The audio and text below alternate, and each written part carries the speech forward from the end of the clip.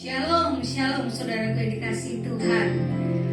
Pada pagi hari ini bersama dengan kami Adonai Ministry, kita akan memulai ibadah kita saat ini. Setiap kita, baik yang ada di ruangan ini maupun yang ada mengikuti secara streaming, kita akan bersama-sama beribadah pada siang hari ini. Terlebih dahulu kita mau masuk ke hadirat Tuhan. Kita mau mohon berkat Tuhan. Kita minta Tuhan sendiri yang berkarya atas kehidupan kita, memimpin ibadah kita pada saat ini. Tuhan, terima kasih karena Engkau baik atas kehidupan kami. Dan saat ini Tuhan, pagi ini Tuhan, kami siap beribadah. Kami siap memuliakan nama-Mu Tuhan. Kami siap Tuhan mengagungkan nama-Mu. Dan terlebih lagi Tuhan, kami siap untuk mendengar kebenaran firman-Mu yang akan disampaikan oleh hamba-Mu.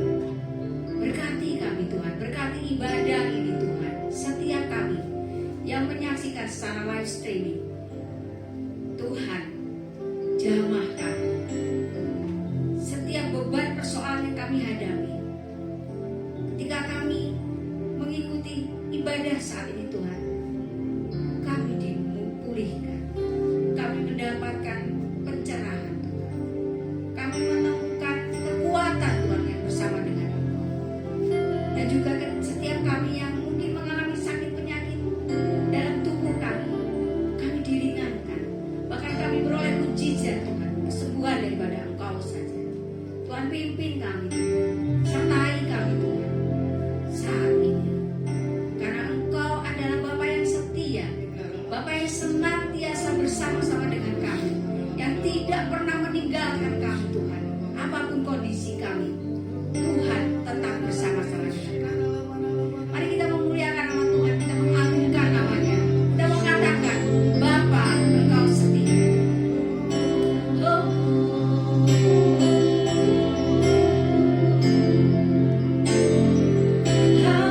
Haleluya, haleluya.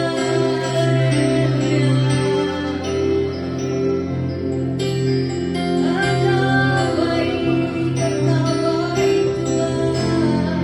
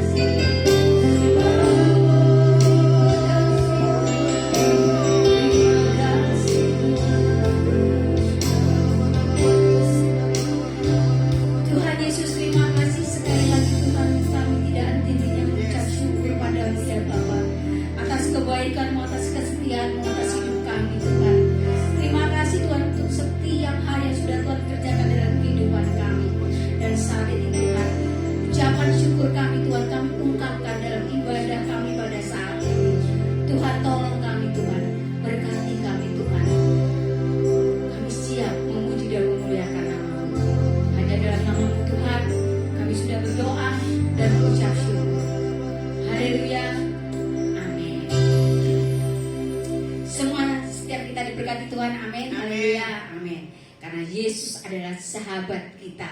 Hidup yang kita pilih itu sesuai dengan kehendaknya, sesuai dengan harapannya, sehingga kita senantiasa diberkati. Kita mau memuliakan Tuhan. Yesus, kaulah sahabatku.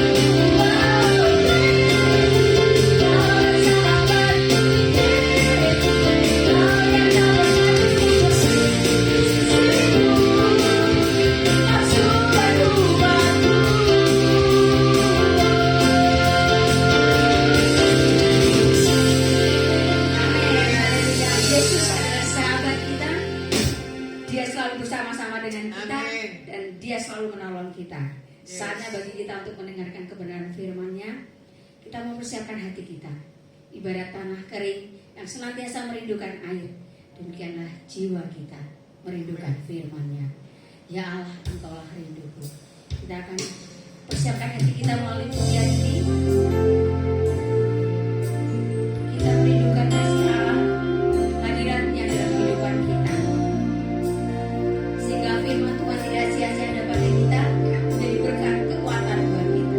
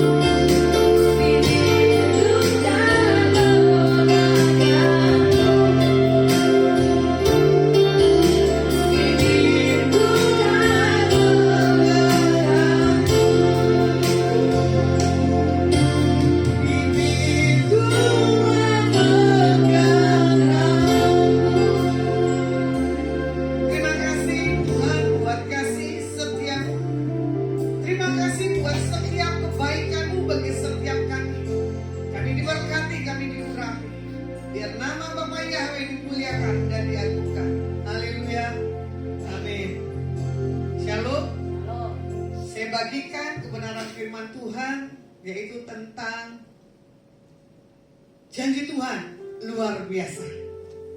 Janji Tuhan luar biasa itu, kalau saya mau ulang kembali ya, kemarin waktu saya bawakan renungan tentang streaming saya kemarin Sabtu, yaitu tadi punya sikap rendah hati. Ya, kekuatan orang yang punya sikap rendah hati, otomatis dia menerima janji-janji Tuhan buat setiap anak-anak Tuhan. Kita memasuki awal tahun 2024 ya. Bagaimana kita memasuki awal tahun ini dengan satu hal sikap. Kita punya sukacita yang daripada Tuhan. Karena banyak pesan-pesan Tuhan disampaikan ya tentang open the door. Bagaimana tentang setiap hal perkataan yang kita ucapkan itu harus hati-hati ya. Karena apa? Apa yang diperkatakan, apa yang punya satu sikap kebenaran rendah hati, janji Tuhan buat tahun ini ya dan amin. Saya sendiri bagaimana akan melihat janji-janji Tuhan buat tahun 2024 buat saya pribadi dan buat Adonai. Saya punya ministry pun Tuhan pasti punya satu hal terobosan yang berbeda. Nah, kemarin ada satu orang punya kesaksian. Kenapa Bu, hidup saya kok masih begini aja? Kenapa hidup saya tidak diberkati? Saya bilang begini, biasanya manusia yang rohani selalu apa? Menghakimi.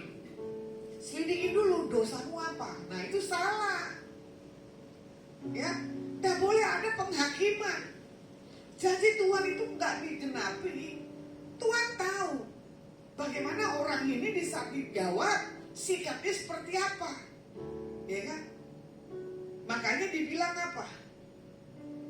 Orang yang berharap Tuhan gitu, diperbarui kuatnya, terbang tinggi mengalir Raja Wali,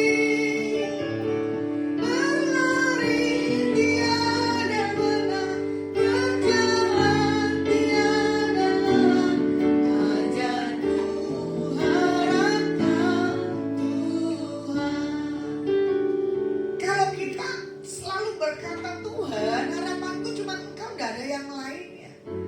Itu luar biasa. Apalagi dengan ucapan lagu begini loh.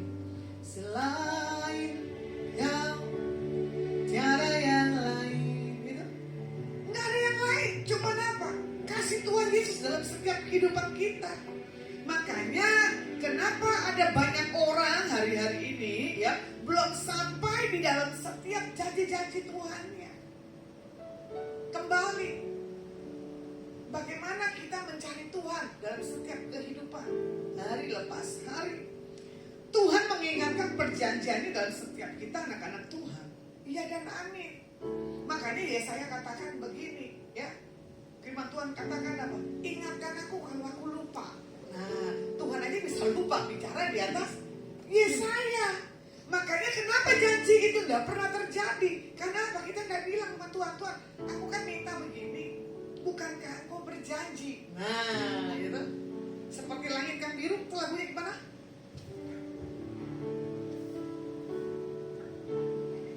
Langit kan biru, Tuhan tak pernah janji. nah itu ya. Langit selalu biru itu, tetapi Dia berjanji Selalu menyertai. Tuhan tak pernah janji. Jalan selalu rata.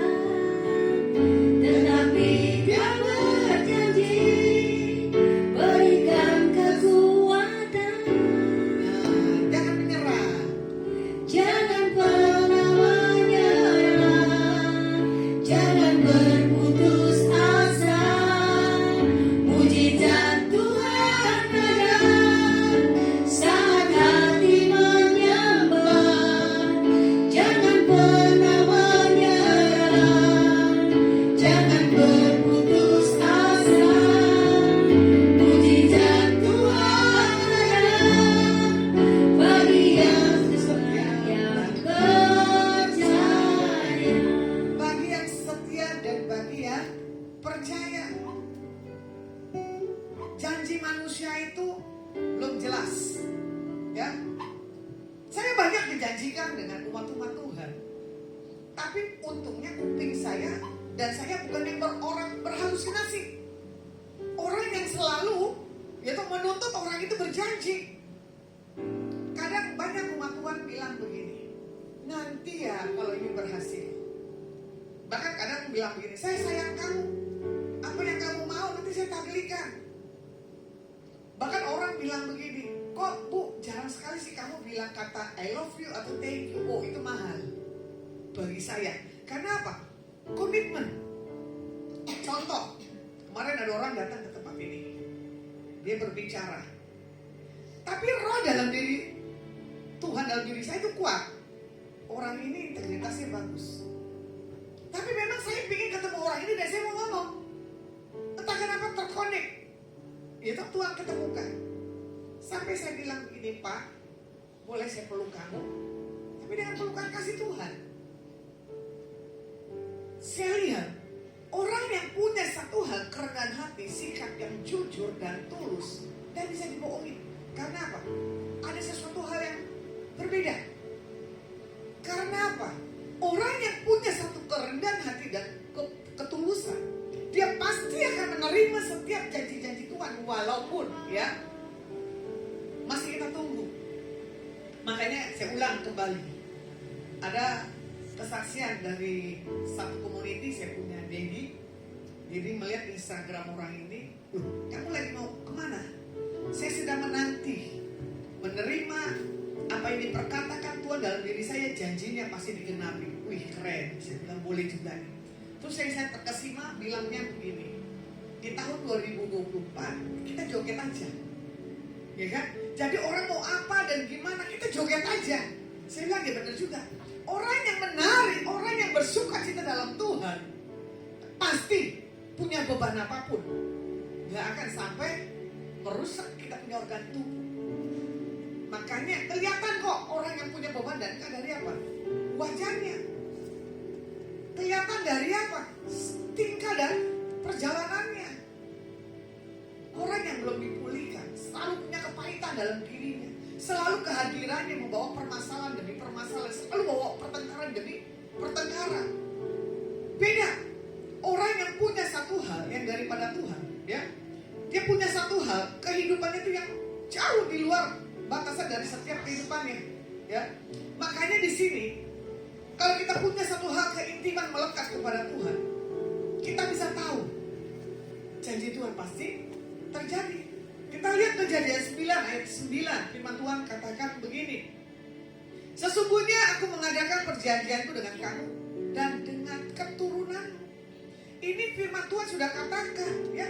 Tuhan mengadakan perjanjian buat generasi keturunan Adam, gitu, dan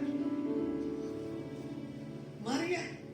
Makanya kalau kita lihat lagi di Kejadian 17 ayat yang ke-7, firman Tuhan katakan begini, akunya berarti kan Tuhan, hurufnya besar, akan mengadakan perjanjian antara aku dan kau serta keturunanmu, turun-temurun menjadi perjanjian yang kekal, supaya aku menjadi Allahmu dan Allah keturunanmu. Jadi kalau orang yang benar-benar di dalam Tuhan, gak ada lagi terkutuk. Kalau dia punya satu keyakinan dalam Tuhan. Tadi pagi saya nggak sengaja tonton televisi jam 6, ya. Televisi bicara bilang begini, satu keluarga itu mengalami satu hal, kakinya lemah, jadi lumpuh. Itu bagi saya udah biasa. Bahkan hari itu ada di Pulau Talaut di Manado, ya. Ada satu keluarga juga hidupnya tidak dalam hal diberkati Tuhan, tapi satu keluarga itu orang gila semua. Nah loh. Tapi orangnya itu baik, walaupun ngomongnya maaf ya, gitu kan. Cuma saya bilang ini apa sih ya, gitu kan. Tapi orang ini punya satu ketulusan dan kemurnian. Kebetulan bupati itu kumpulin orang-orang yang seperti ini. Saya pertama ada di pulau itu saya kaget. Waduh, ini orang gila kali ya. Kenapa? Penampilannya. Karena apa? Body kulitnya saya, darah Yesusnya langsung bilang gitu kan. Lucunya apa? Gitu kan. Ya apalagi Tuhan. Bukan hanya yang laki-laki, yang perempuan. Terus dia merangkul. Dan orang di situ gak cerita. Kalau di tempat konteks ini menampung orang-orang yang proses lagi keterbelakangan pikiran. Saya amatin 2 hari, saya amatin 1 minggu. Cuma saya bilang gini, Tuhan kasihan ya orang begini. Tapi orang begitu ngerti duit. Nah itu dia sih bingung. Ya, kalau dikasih duit, dia girang, dia lompat dan dia lari. Saya bilang Tuhan, bukan orang normal yang suka duit. Ternyata orang stres pun, ya, orang gak normal suka duit. Makanya kadang saya bilang begini, ku kagum hormat akan Engkau, ku kagum hormat akan Engkau, Kau Allah yang layak dipuji, ku kagum akan Engkau. Tuhan tuh menciptakan tuh unik dan antik. Ya, selama perjalanan saya misi tahun 97, perjalanan saya dengan Tuhan tuh saya kagum. Kalau mau saya review dulunya, ya, saya enggak ada apa-apanya. Badan saya kurus dan rapi, dan saya suka jogging, dan saya juga suka nge-gym. Tapi di waktu Tuhan utus saya, pertama kali saya melakukan penginjilan di kota Lampung, ya, gembalanya sederhana, tinggal di gubuk. Udah gitu tidur saya di balai-balai, ya, tidur di balai-balai. Udah begitu pakai apa ya, bambu ya, bambu, bukannya tembok. Udah gitu lubang-lubang lagi. Terus atapnya itu memang genteng tapi dari bambu juga, nggak ada plafonnya. Saya bilang Tuhan, saya napas di sini, saya mengangkat di sini, berputar dengan binatang yang ada di rumah ini. Makan di atasnya burung, di bawahnya kambing. Saya bilang gini, ajar Tuhan, saya bisa tetap rendah hati. Ajar saya bisa bertahan misi 1 minggu di tempat ini. Udah begitu airnya sumur lagi. Ya, kalau masih tarik begini masih enak sumurnya. Ini enggak, pakai bambu yang harus saya ambil satu-satu atau pakai apa namanya? Bannya, karet bang gitu. Udah begitu saya lempar air, embernya enggak mau ngisi air. Ternyata ada triknya waktu kita mau turun itu air. Tapi saya kagumi cara Tuhan. Saya enggak apa-apa. 1 mingguan di penginjilan kota Lampung. Udah gitu pendeta punya gitarnya rusak. Nadanya juga saya tahu walaupun saya nggak ngerti nada. Ini nada larinya kemana ya jadinya pendeta. Tapi pendeta ini yang penting apa? Ada gitar, ada penyembahan. Pendeta ini selalu bangunin kita orang para utusan jam 2 pagi. Tahu dong orang Jakarta kalau tidur kan jam 1. Nggak pernah tidur lebih awal. Beda dengan orang-orang daerah. Tapi kita harus punya satu hal ketaatan. Makanya janji Tuhan itu di atas orang-orang yang taat. Pak gembalanya sudah janji-janji, kita para utusan 7 orang ya bangunlah. Baru di situ saya mengalami satu hal. Tuhan menyentuh hidup saya hari itu. Dia pegang kepala saya. Saya pikir teman saya pada kurang ajar. Ternyata enggak. Saya bilang, kamu nyolek saya? Enggak. Berarti siapa yang colek saya palanya ya? Doa katanya gitu kan. Ternyata Tuhan yang sentuh. Bukan hanya kepala saya yang dipegang Tuhan, mulut saya juga sama. Dikeluarkanlah kata-kata yang saya mau tahan, tapi mulut saya tidak bisa. Getar tidak bisa berhenti. Baru di situ saya bisa mendapatkan pesan-pesan Tuhan. Saya bilang gini, Tuhan bayarnya mahal banget ya. Untuk kita punya satu hal karunia dari pada Tuhan, kita harus masuk ke pelosok. Yang lampunya pakai lampu tempel. Bukannya lampu pertoma. Ya, pertoma masih lumayan dia terang gitu kan walaupun berapa jam. Ini lampu tempel ya Bina. Tanah. Kalau kita mau ke toilet, puji Tuhan, jauhnya luar biasa. Nakal saya mulailah saya lompat tembok, saya buang air kecil di situ. Tapi kasih guyur airnya, biar apa? Nggak bau pesing besok paginya. 1 minggu saya lakukan tindakan begitu, teman saya tertawa. Kenapa kamu nggak mau ke sumur? Nanti kalau jatuh gimana? Karena apa? Itu kan licin tanahnya. Kita harus turun ke bawah. Hari kedua, hari ketujuh, Tuhan banyak lakukan mujizat di tempat itu. Baru saya melatih tentang karunia-karunia Tuhan sampai saya ikut seminar di mana-mana. Sampai saya punya satu hal, keyakinan. Sekali Yesus Selamanya Yesus, harapanku tak akan hilang, karena kasih-Nya sekarang ku ada. Oh Yesusku, ku cinta Kau selamanya.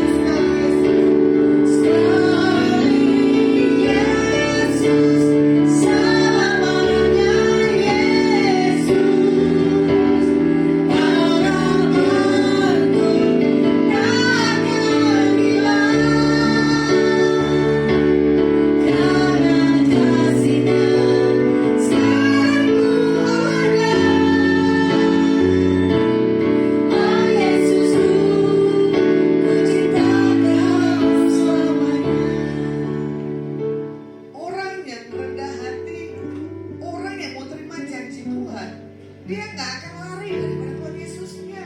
Dia nggak akan tinggali. Makanya kalau orang yang meninggali Yesus karena apa? Dia tidak punya satu hal pengenalan akan Tuhannya. Bagi saya di saat saya bertobat 92, ya, bagaimana Tuhan bawa saya jatuh dan bangun untuk menerima panggilannya. Saya nggak mau jadi pelayan Tuhan. Karena apa? Karena ada duitnya. Karena saya melihat orang-orang yang pelayanan Tuhan, ya, itu hidupnya ya begitu aja, kecuali, nah itu dia, orang yang sudah berbeda hamba Tuhan yang punya nama, hidupnya nyaman, ya. Coba kalau kita flashback hamba-hamba Tuhan yang di desa, itu murni banget loh dengan hamba Tuhan yang ada di kota-kota, ya. Cara untuk penyampaiannya pun, cara untuk membuat sesuatunya pun juga berbeda. Makanya di sini juga dikatakan orang yang menerima janji Tuhan mengingat. Nah itu dia, ya kan? Tahu bahwa itu pasti Tuhan menyertai. Di awal tahun ini saya cuma bilang begini, Engkau terlalu baik Tuhan. Kalau saya ada sampai hari ini, ya, itu karena apa? Tuhan tahu, Tuhan mengerti. Tuhan menjamin setiap kehidupan setiap kita anak-anaknya. Makanya mari kita lihat, ya, apa saja janji Tuhan. Yang pertama, Tuhan yang menyediakan kekuatan buat setiap kita. Kita bisa melewati tahun 2023. Karena apa? Tuhan menyertai. Kalau Tuhan tidak menyertai, jangan panggil Tuhan Yesusnya, ya. Dan jangan ada Tuhan-Tuhannya. Makanya di sini juga dikatakan apa? Kekuatan yang sejati, yang utama itu datangnya semata-mata itu dari Tuhan, tidak dengan yang lainnya. Kalau kita bisa hidup, kalau kita bisa makan, aja contohnya, itu karena kebaikan Tuhan. Ya, makanya hari-hari ini jangan melihat mental kita yang mental yang miskin atau mental yang rendah, bukan mental yang punya satu hal pengharapan di dalam Tuhan. Kadang saya punya lelucon begini di atas rekan-rekan saya, ya, kadang banyak ngedumelnya. Bahasa saya cuma bilang begini, makanya main ke surga, jangan main di bumi terus. Kalau kamu main ke surga, paradigmamu itu berubah. Saya bilang begitu kan. Makanya melekat ke Tuhan. Kalau nggak melekat, nggak tahu mau jadinya apa, ya. Makanya Filipi 4 ayat 13 ini bilang begini, segala perkara dapat kutanggung di dalam Dia yang memberi kekuatan. Jadi firman Tuhan katakan bagi setiap kita, Tuhan kasih itu kekuatan dan janji-janjinya sampai kita mendapatkan satu hal, kepastian di dalam Tuhan. Seperti lagunya apa? Sampai mendapatkan, ya kan, mahkota kehidupan. Makanya di Matius 28 di ayat 63 juga dikatakan apa?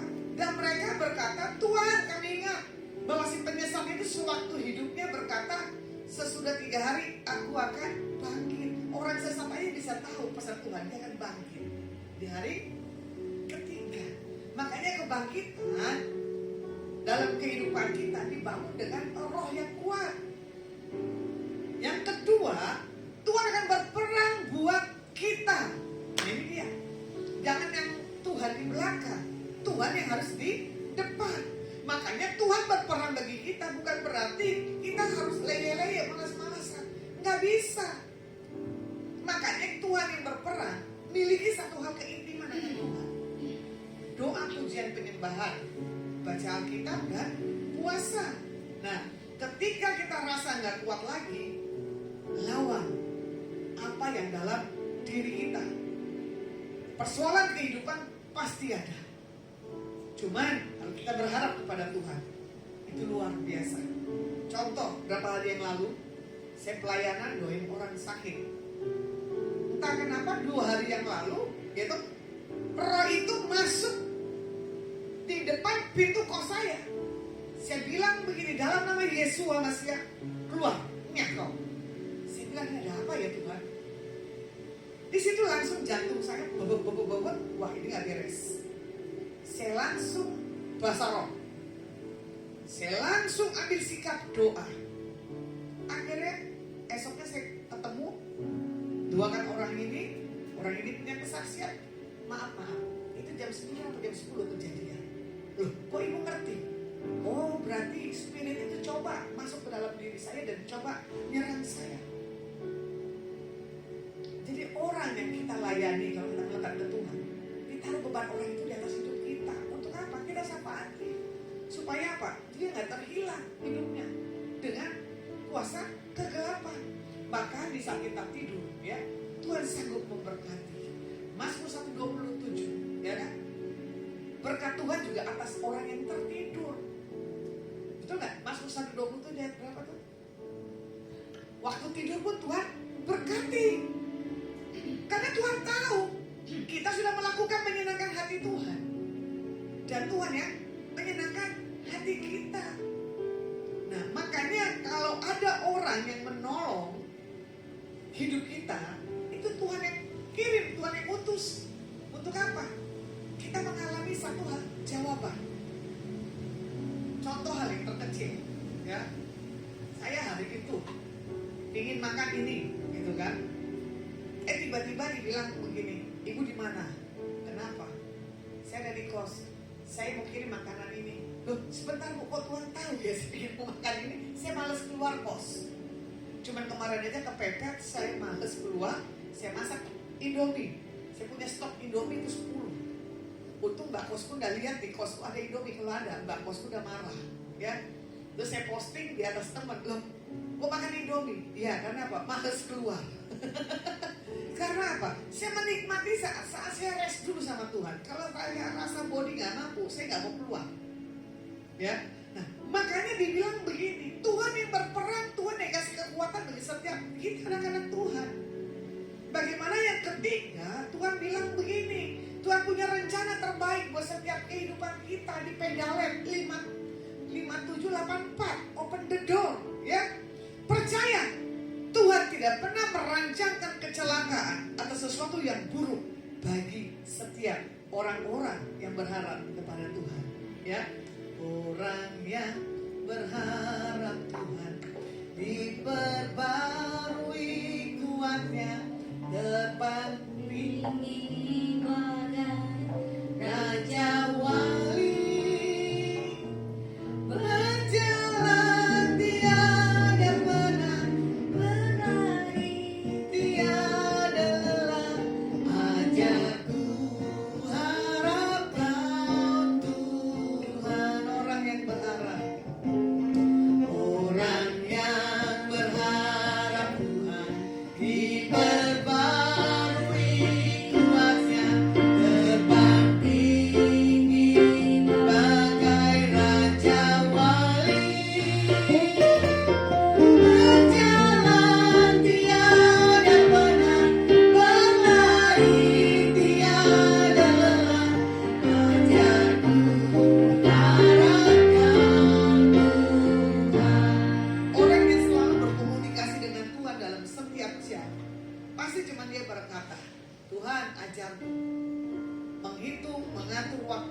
semaksimal. Ajarku mengerti kehendakmu dalam setiap kehidupan kita pribadi. Makanya Tuhan katakan begini, damai sejahtera yang datang dari Bapa Tuhan Yesus Mesias memberkati setiap kehidupan kita. Itu udah otomatis, ya. Makanya rancangan damai sejahtera itu bukannya perpecahan, bukannya ketakutan, bukannya kekhawatiran, bukannya membuat satu hal kita punya satu hal keputusasaan. Tidak bisa. Hari-hari ini saya lihat banyak orang-orang yang stres, ya. Stres bukan karena penghidupan. Stres bukan karena tidak punya pasangan. Karena apa? Tidak mampu menghadapi dunia ini. Apalagi kemarin, ya, ada satu kegiatan partai. Dan yang lagi heboh adalah kita joget gemoy. Gitu, joget gemoy apa sih bahasanya? Hah? Joget gemoy apa tari gemoy gitu kan? Kemarin ke arah Sriwijaya ada di situ. Ya kan? Orang rame-rame bikin yang aneh-aneh di wajahnya. Di TikTok pun juga sama. Ayo kita joget gemoy katanya. Nah itu kan karena dari pejabat kita salah satu buat calon ke depan pemimpin yang saya nggak tahu siapa punya ciri khas masing-masing, ya toh. Yang satu dengan cara jogetnya lucu, gitu kan? Makanya kita joget gemoy, ya. Orang juga buat tariannya seperti itu. Makanya saya bilang begini, bener. Hari-hari ini kalau kita nggak joget, stres, ya. Kalau hari-hari ini kita nggak melekat ke Tuhan, ya sama, ya nggak punya pengharapan. Kadang Tuhan lihat dalam setiap tantangan yang kita lihat, kita ini mendekat atau menjauh, ya. Kita di bawah Tuhan mau tinggi apa mau kita mundur, itu pilihan. Nah makanya kadang begini ya, orang tua nih setelannya selalu ingin anaknya berhasil. Orang tua ingin anaknya mengikuti gaya hidupnya, ya nggak bisa. Karena apa? Berkat dan rancangan Tuhan sudah tentukan masing-masing, ya. Makanya kadang orang bilang begini, kalau sudah Tuhan berkati, nggak ada yang bisa menutup. Kalau orang Chinese bilang apa? Balungnya, tulangnya katanya. Itu tulangnya hoki, mukanya muka hoki. Enggak juga. Jack Ma, coba, betul nggak? Tahu Jack Ma nggak? Wajahnya wajah hoki nggak? Enggak kan? Wajah culun, maaf, Pak Jack Ma. Tapi diberkati Tuhan luar biasa. Salah satu orang terkaya di dunia. Makanya berkat dari Tuhan tahu.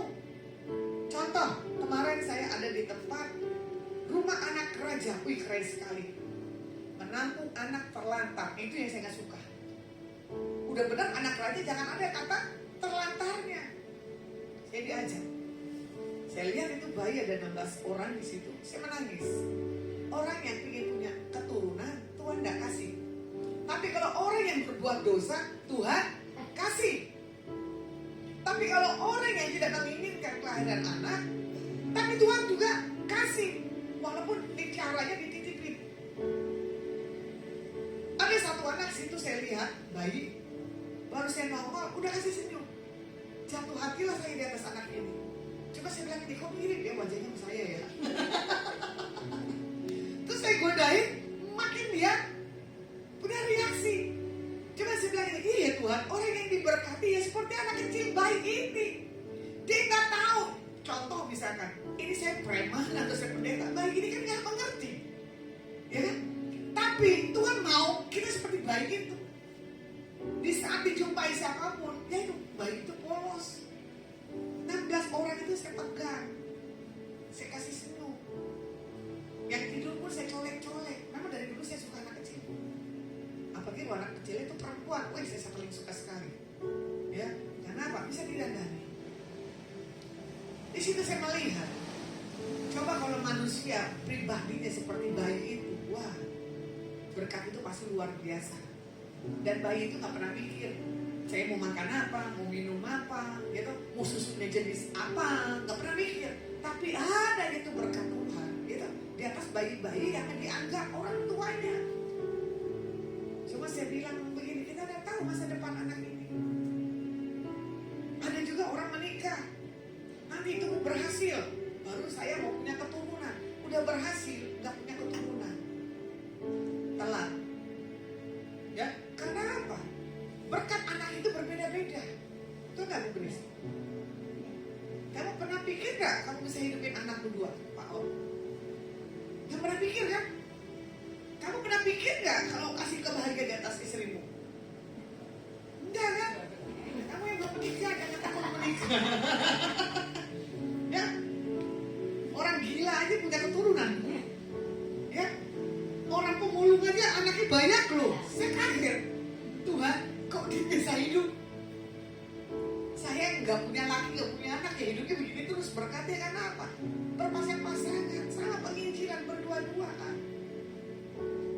Jadi buat setiap kita, kau usah takut deh tentang kehidupan kita hari-hari yang ke depan.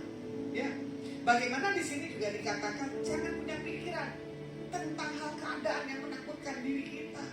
Ya, karena Tuhan sudah rancangkan yang terbaik. Yeremia 29 ayat 11, firman Tuhan katakan begini. Sebab aku mengetahui rancangan-rancangan apa yang ada padaku mengenai kamu, demikianlah firman Tuhan, yaitu rancangan dari sejahtera dan bukan rancangan kecelakaan, untuk memberikan kepadamu hari depan yang penuh harapan. Ucapin aja di saat kita lemah, Alkitab. Tuhan bukankah Matius katakan, mintalah maka akan diberi.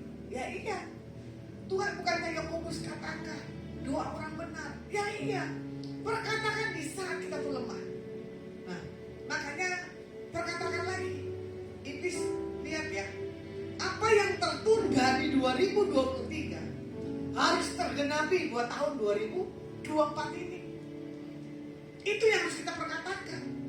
Contoh, saya nanti ada punya pelayanan di Lembaga Pemasyarakatan tanggal 24. Tuhan udah siapin. Saya cuma punya bicara, orang ini tergerak. Saya bilang terima kasih Tuhan. Pelayanan jangan hanya khotbah, tapi pelayanan harus ada bukti nyata cinta kasihnya. Ya, secara jasmani juga dan secara sikap.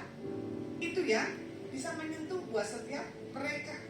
Makanya buat setiap kita pada hari ini, ya, jangan pernah menyerah untuk apapun juga.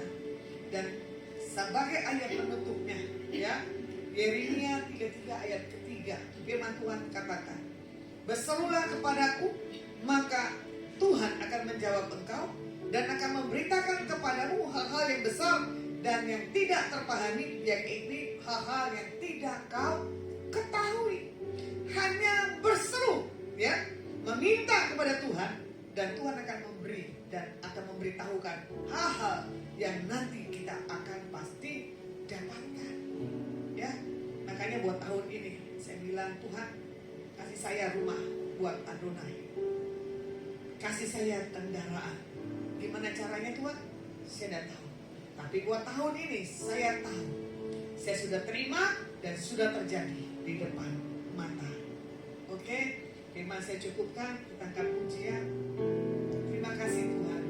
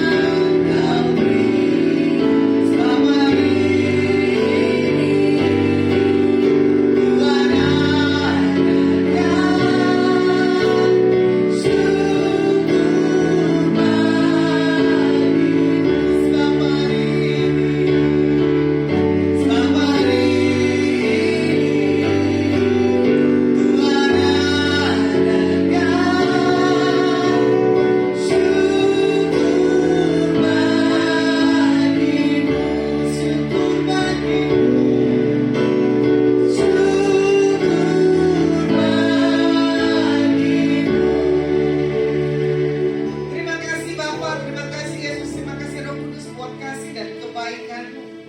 Kalau kami rendah hati, kami akan menerima janji Tuhan dalam setiap kehidupan kami. Kalau kami punya satu hal sikap kebenaran dan integritas, Engkau yang membawa kami di tahun ini. Promosi Tuhan sudah terjadi di depan mata.